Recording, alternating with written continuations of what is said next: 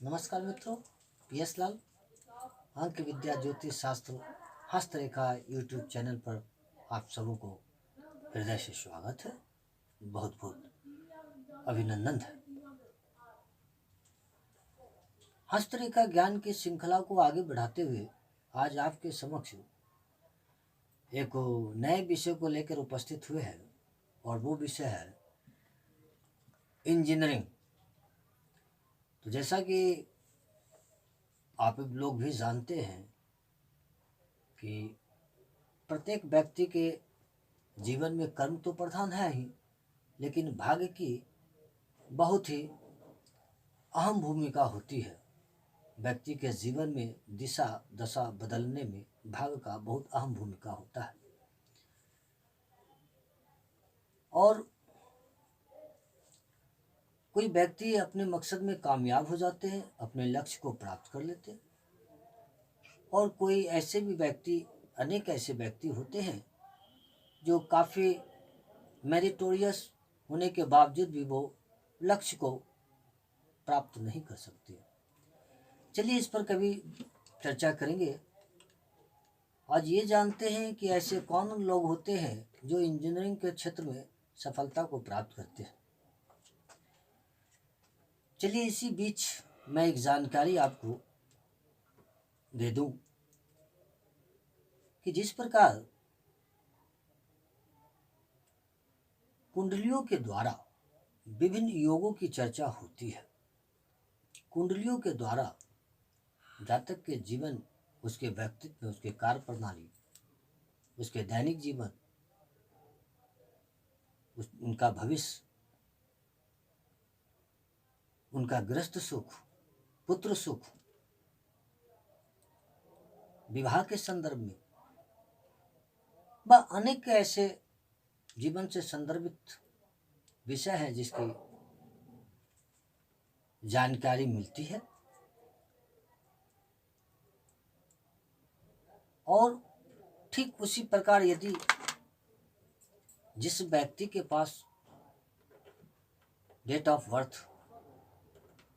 Birth time और place होता है, तो ऐसे व्यक्तियों का जन्म कुंडली का निर्माण द्वारा वो अपने जीवन के विषय में उन तमाम जीवन से संदर्भित तमाम बातों को जानने में सक्षम होते हैं। और यदि जिन व्यक्ति के पास डेट ऑफ बर्थ नहीं है, बर्थ टाइम नहीं है,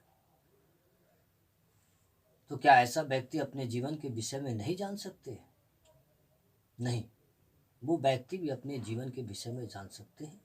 अनादिकाल का विधा है, हस्तरेखा ज्ञान, रेखाएं बोलती है। ऐसे जो भी व्यक्ति अपने जीवन के विषय में कुछ जानने की अभिलाषा रखते हैं और इच्छुक हैं, तो वो व्यक्ति संपर्क कर सकते हैं। अपने कुंडलियों के विषय में जानना चाहते हो, या कुंडली बनवाना चाहते हो, या अपने हस्तरेखा ज्ञान के द्वारा अपने जीवन के विषय में जानना चाहते, तो ऐसे व्यक्ति संपर्क कर सकते हैं। हमारा संपर्क नंबर स्क्रीन पर दिया है। चलिए आप बात करते हैं जिस विषय को लेकर आपके समक्ष उपस्थित हुए हैं, और आज का विषय है इंजीनियरिंग। तो चलिए हम किस प्रकार सक्षम होते हैं कि ये व्यक्ति इंजीनियरिंग के क्षेत्र में किस प्रकार सफलता को प्राप्त करने में सफल होंगे, और इनका 3 कड़ी है। तो चलिए आज बात करते हैं जिस भी जातक के हाथ में इंजीनियर अर्थात वैज्ञानिक, इंजीनियर अर्थात वैज्ञानिक एवं मैकेनिकल से भी है। ये इंजीनियर का संबंध जो है वो मैकेनिकल से भी है। बहुत से लोग मैकेनिकल के क्षेत्र में काफ़ी परचम लहराते हैं। तो ऐसे यदि किसी जातक की सभी उंगलियां, तो जो व्यक्ति इंजीनियर होते हैं या वैज्ञानिक होते हैं, ऐसा जो भी जातक हो, उनका सभी उंगलियां पूरी तरह लंबाई लिए होता है। और ध्यान देंगे, तथा शनि पर्वत विकसित हो, उस जातक का दोनों हाथ की उंगलियां लंबी समान आकार में होती है, और शनि का जो स्थान है, शनि का जो प्लेस है, वो ओवरनिष्ठ होता है, प्लेस स्ट्रांग होता है, तथा उस पर भाग्य रेखा निर्दोष रूप से, ध्यान देंगे, अब कटी पटी है व अन्य और भी विघ्न भरा है, तो फिर भावार्थ मीन्स फलाफल में परिवर्तन हो जाता है। तो भाग्य रेखा निर्दोष होनी चाहिए। उस जातक के हाथ में जो भाग्य रेखा होता है वो निर्दोष होना चाहिए, वो किसी प्रकार से डैमेज नहीं होना चाहिए, और निर्दोष रूप से आकर ठहरी हुई हो। कहाँ ठहरी हो? तो शनि के प्लेस पर, एवं और बुध पर्वत पर 3 खड़ी रेखाएं हो, अर्थात बुध के स्थान पर 3 खड़ी ऐसे रेखाएं हो, स्टेट इस प्रकार से बुध के स्थान पर 3 खड़ी रेखाएं हो, ऐसे जातक अर्थात वो जातक एक सफल वैज्ञानिक बनता है। तो एट फर्स्ट की उंगली लंबी होनी चाहिए, करीब करीब उंगली में समानता होनी चाहिए, आंशिक अंतर हो सकता है लेकिन समकक्ष समानता होनी चाहिए।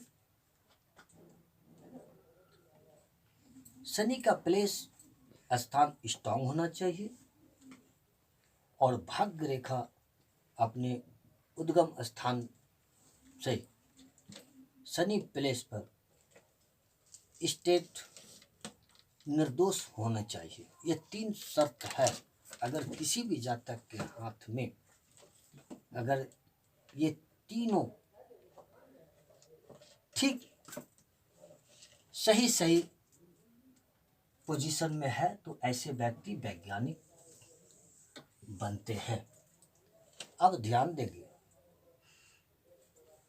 एक कंडीशन ये वैज्ञानिक होने का, और अब ये उपयुक्त जितनी सारे मैंने एक्सप्लेनेशन किया हूँ, अगर ये गुण व्यक्ति में है, किसी भी जातक में है, यानी उपयुक्त लिखे हुए गुण हो, ये दूसरा पॉइंट है। और बृहस्पति पर्वत कमजोर है, तो वो एक सफल इंजीनियर होता है, वो वैज्ञानिक नहीं होता है, क्योंकि यहाँ बृहस्पति से थोड़ा प्रभावित हो गया जाता, इसलिए वो वैज्ञानिक नहीं होके वो व्यक्ति सफल इंजीनियर अवश्य होता है। अब चलिए फर्स्ट पॉइंट, सेकंड पॉइंट और थर्ड पॉइंट, अब सेम कंडीशन, उपयुक्त स्थिति किसी जातक में है, उपयुक्त लिखे गुण हो और मस्तिष्क रेखा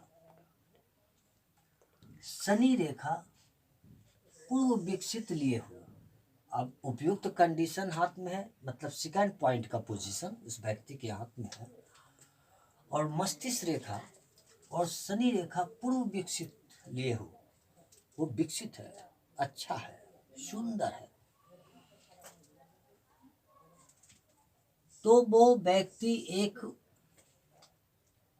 सफल वायुयान चालक होता है, वो व्यक्ति सफल वायुयान चालक होता है।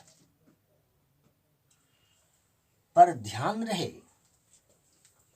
कि उसकी चंद्र पर्वत तथा चंद्र रेखा श्रेष्ठ होनी चाहिए। उस व्यक्ति के चंद्र पर्वत और चंद्र रेखा श्रेष्ठ होनी चाहिए, तो ऐसा व्यक्ति वायुवान होते हैं।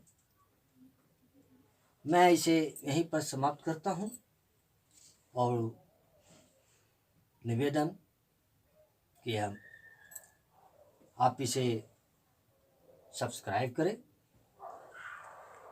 मित्रों के साथ शेयर करें, लाइक करना ना भूलेंगे। मित्रों, इसे लाइक अवश्य कर दें। आपके समक्ष बेल घंटी होगा, कृपया उसे दबा दें ताकि मेरे द्वारा बनाए गए एपिसोड आप तक पहुंचने में सुविधा होगी। और जो व्यक्ति अपने विषय में जानना चाहते हैं या कुंडली संदर्भित या हस्तरेखा संदर्भित, तो आपके मेरे स्क्रीन पर दिए हुए संपर्क पर संपर्क करें। एक मेरा छोटा सा सेवा शुल्क है जो आपको पे करना होगा। वीडियो देखने के लिए बहुत बहुत धन्यवाद।